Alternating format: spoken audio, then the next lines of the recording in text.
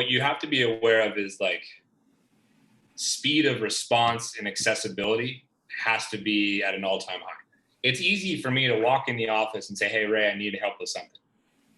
It's a lot harder when I have to text you or Slack you to try to get your attention and then get you to respond to it. And then I have to be sitting there to read it as well. And I can't be distracted.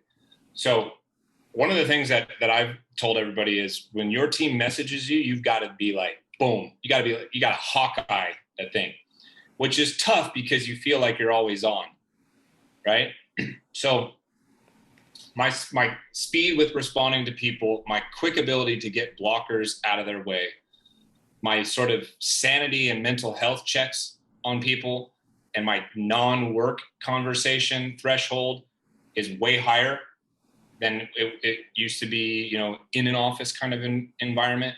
A lot of, hey, how you doing? What's going on in your life? How you handling this? How you handling that? I think there's a lot more humanity involved in the remote kind of situation.